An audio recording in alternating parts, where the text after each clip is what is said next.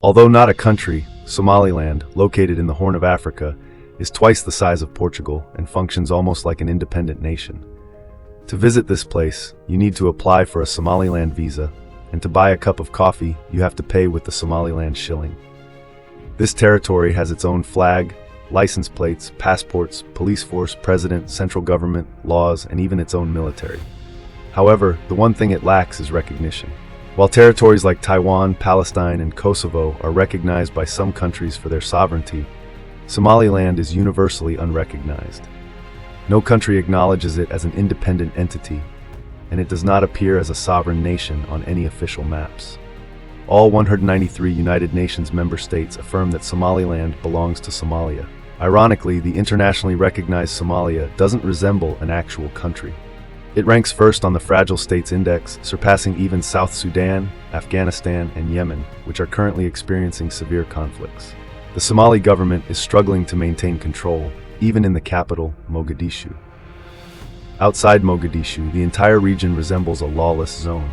A town, if not controlled by militants, is either the base of gangs or pirates. In fact, Somaliland is not the only autonomous region. Several other territories, covering nearly 80% of Somalia's area, have also declared autonomy and elected their own presidents. Although they do not assert full independence, examples include Puntland or the southern region controlled by armed groups. In other words, the Somali government not only operates ineffectively with little control over its territory, but is almost non-existent. Peacekeeping forces are constantly present, and it's no surprise that Somalia ranks last in almost every international standard. The life expectancy in this country is the sixth lowest in the world, comparable to South Sudan at just 59 years. It has the second highest infant mortality rate and a shockingly low primary school enrollment rate of only 8%.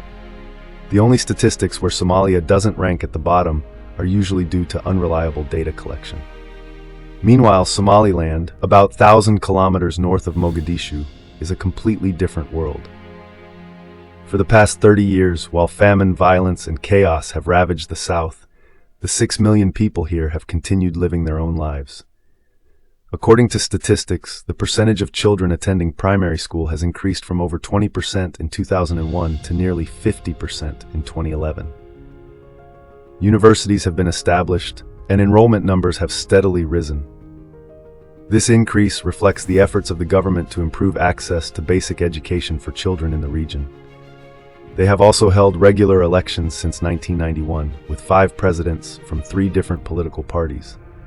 The first president was Abdirahman Ahmed Ali Toure, who received strong support from the SNM, Somali National Movement, which played a crucial role in establishing the new government in Somaliland in the early years of secession. Today, the SNM no longer operates as an independent political party, but rather as part of Somaliland's government and political system. From 1993 to 2010, leadership was held by the United People's Democratic Party, UPDP, with 2 presidents, Mohammed Haji Ibrahim Eagle, 1993 to 2002, and Dahir Rial Khan, 2002-2010. This party focused on promoting political and social development while supporting economic reform policies in the region. The Peace, Unity and Development Party won the 2010 election, and Ahmed Mohamed Mohamud became president of Somaliland from 2010 to 2017. After the 2017 election, Muse Bihi Abdi, the party's candidate, has continued to serve as president until today. Social and cultural activities like marathons and reading are also encouraged here. Every year, Hargeisa, considered the capital of Somaliland, hosts an international book fair, and women are also allowed to participate in marathons. The streets are fairly safe, shopping centers have been built, and many refugees, mainly from Ethiopia, Yemen, and other parts of Somalia, have sought refuge in the area. However, like most poor regions, this area also suffers from corruption. The current president's term has been extended by 2 years amid public skepticism, and recent protests have erupted in the east. Nonetheless, when compared to neighboring countries, according to Freedom House, Somaliland ranks as the second freest region within a 2,000 kilometers radius. An outside observer noted that the 2003 election in Somaliland was one of the most peaceful elections in Africa in the past 20 years. In 2010, Somaliland became the fourth region on the entire continent to experience a peaceful transfer of power. Even more impressively, it achieved all of this without any assistance or intervention from the international community. However, without recognition, Somaliland is not eligible for loans from international financial institutions or foreign governments. Most companies refuse to invest here. Unlike its neighbors across the Gulf, this secessionist region is not rich in oil or natural gas. Everything it has today started from zero. In 1991, Somali dictator Siad Barre reduced the north to rubble by bombing and destroying everything. After the massacre, 10,000 survivors slowly rebuilt brick by brick. Today, Hargeisa is home to about 1 million people. Clearly, if any place deserves the world's support, it is Somaliland. This would also be fertile ground for the extension of American capitalism. But the US's focus on the Middle East has left a power vacuum in this Horn of Africa region. Unlike Somalia, the Somaliland government regularly patrols its coastlines to track down pirates and terrorists. When the US withdrew from Afghanistan, Somaliland agreed to accept thousands of refugees fleeing the Taliban. And while many countries worldwide hesitated under pressure from China, Somaliland is one of the few regions that has maintained relations and shown solidarity with Taiwan. It can be said that in a region full of instability, there exists a relatively peaceful, democratic, and prosperous oasis, one with principles, patience, and support for Taiwan. Where could the US find a better ally than this? But things aren't that simple. As the protector and upholder of world order, the US claims to be doing everything within its power to maintain that order, meaning it won't unilaterally decide or recognize what constitutes a nation. Instead, it follows the consensus of larger multilateral organizations, or in other words, the majority, in this case the African Union. The African Union's charter commits to protecting the territorial integrity of its members, a principle that sounds reasonable but also means opposing any calls for self-determination. After all, the creation of a new state means splitting from an existing one. This concern is particularly significant in Africa. As a result of European imperialism, most African borders are incredibly arbitrary, sometimes intentionally drawn to serve various interests without considering ethnic, cultural, or historical boundaries. This careless and illogical division has caused numerous issues related to resource control, territorial disputes, and ethnic fragmentation.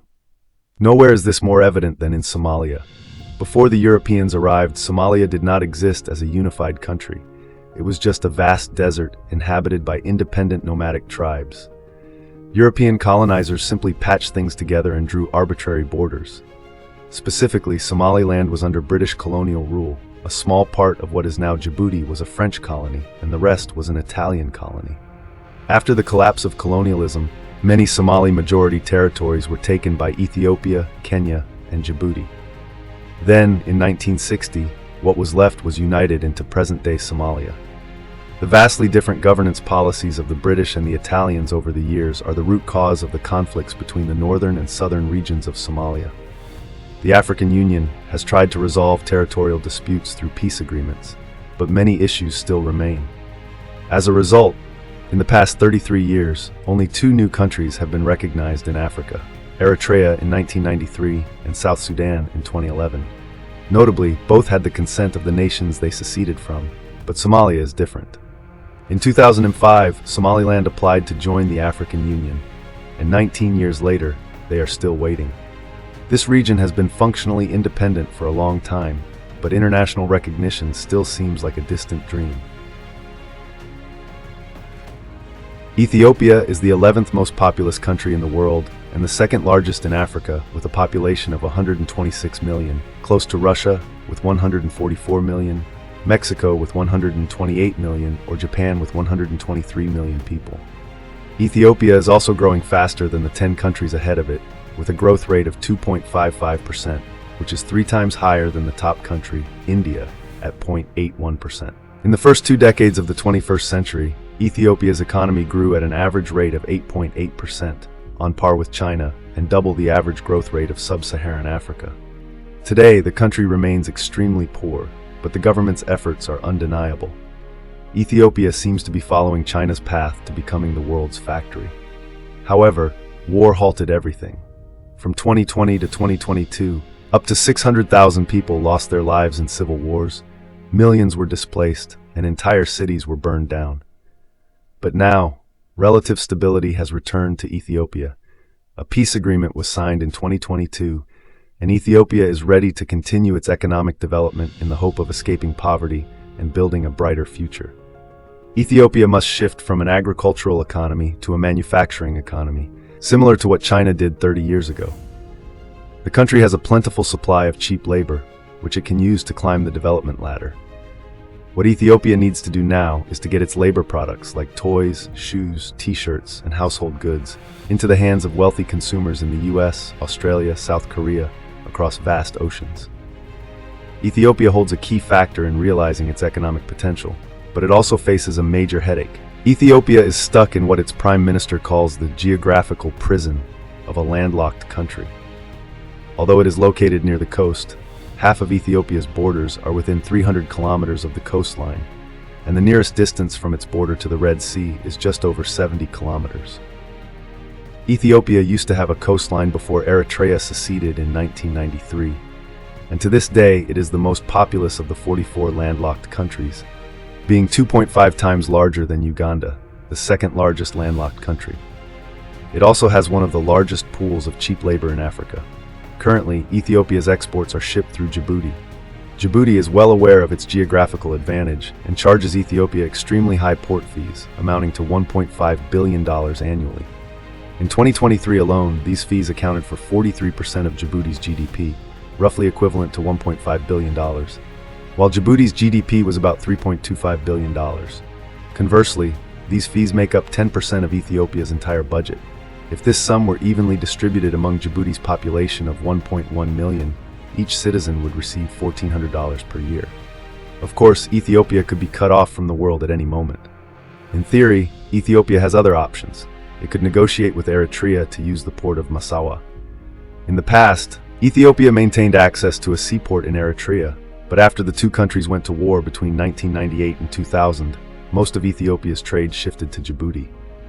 Another option is Somaliland's port of Berbera. Unlike Eritrea, no one fears that Somaliland will become too powerful, and like Somalia, this region has an effective government. Ultimately, what Ethiopia desires most is the relatively cheap cost of using Somaliland's port. Ethiopia needs a port and Somaliland needs recognition, two essential factors for any deal. On January 1st of this year, the two leaders signed a historic agreement whereby Somaliland will lease Ethiopia over 19 kilometers of coastline for 50 years to carry out military and commercial operations. In return, Ethiopia officially recognized Somaliland as an independent nation.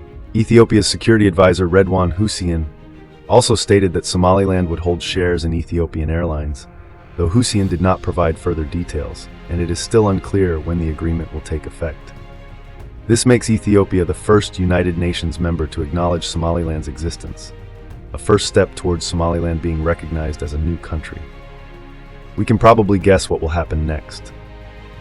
Somalia strongly opposed this cooperation, and in a speech to Parliament on January 2nd, Somali President Hassan Sheikh Mohamud asserted that Somalia belongs to the Somali people.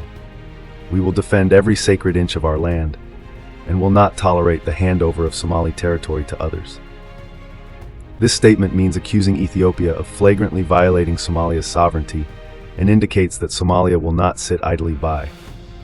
But Somalia lacks the ability to stop its larger and stronger neighbor, and Ethiopia will clearly prevail in any direct confrontation. Remember, any move to legitimize Somaliland opens the door for other separatist regions. If that happens, the dissolution of Somalia will only be a matter of time. Another more likely scenario is that if Somalia allows another country like Ethiopia to take over part of its territory, militant groups could use this to rally opposition against the government. Observers believe that countries like Eritrea and Egypt are also concerned about Ethiopia's growing naval presence in the Red Sea and Gulf of Aden. Simply put, this agreement could very easily lead to a disastrous outcome. The Tigray War continues, but due to the war in Ukraine and the pandemic, very few of us have heard much about it. Is Ethiopia creating a new country? Let us know your thoughts in the comments below. Thank you for watching.